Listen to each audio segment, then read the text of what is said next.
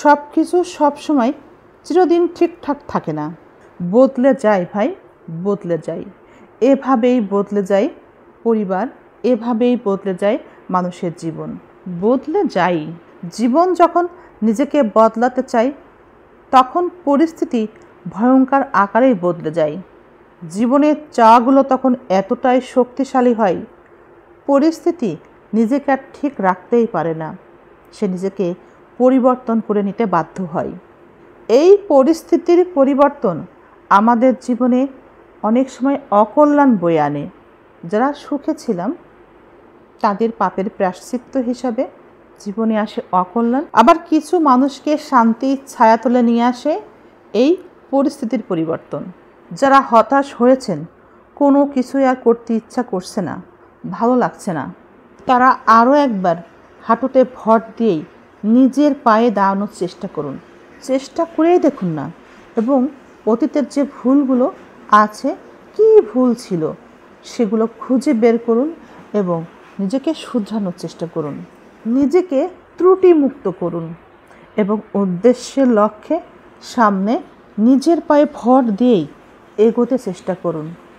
আর একবার চেষ্টা করেই দেখুন না, পরিস্থিতির পরিবর্তন হবেই, হবেই, আজ হোক আর কাল হোক, চেষ্টা করলে তার ফল সুন্দর হবেই, হবেই। আমাদের সাথে ঘটে যাওয়া বিভিন্ন পরিস্থিতির ফল দেখতে যতটা না সময় বেশি লাগে, তার থেকেও বেশি লাগে আমাদের জীবনের শেষ পরিণতিটা দেখতে।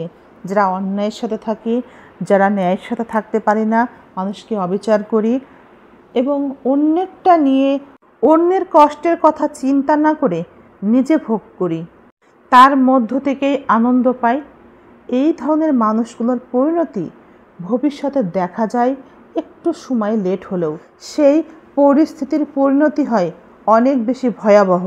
কিন্তু যে পরিস্থিতির কারণে জীবন বদলে যায় অনেক দিন পরে হলেও, জীবন যদি বদলে যায় অতীতের থেকে অনেক ভালো কিছুই পাওয়া যায়, লেটে হলেও অনেক ভালো কিছুই পাওয়া যায়, অনেক বেশি কিছু পাওয়া যায়।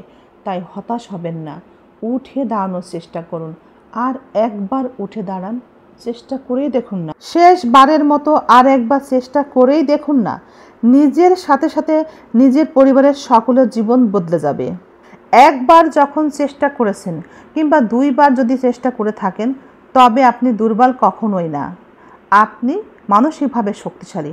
তাই আবারও চেষ্টা করুন, আরও একবার, শেষবারের মতো। আপনি চাইলে আপনার জীবনের সব কিছুই সম্ভব, শুধু চাইতে হবে।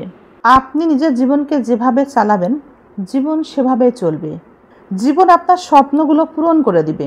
আমাদের মনে রাখা উচিত, পাহাড় থেকে নেমে আসা নদীটাও কিন্তু সমুদ্রকে খুঁজে পায়, সমুদ্রকে খুঁজে নেয়ও। ঠিক আপনার ইচ্ছা এবং আপনার মন আপনাকে শক্তি যোগাবে, আপনাকে সাহস দিবে, আপনি সেই সাহসেই ঠিক শান্ত নদীর মতো একটু একটু করে এগোতে থাকবেন সফলতার দিকে।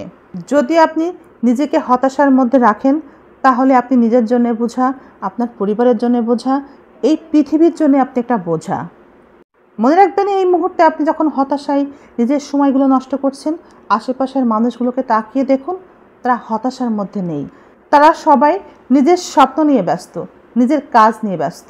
আর আপনি, সবাই আপনার আনন্দ দেখে অনেকে আনন্দিত হবে, আপনার সাথে যুক্ত হতে চাইবে, কিন্তু আপনার কষ্টের দিকে, আপনার পরিশ্রমের দিকে কেউ তাকাবে না।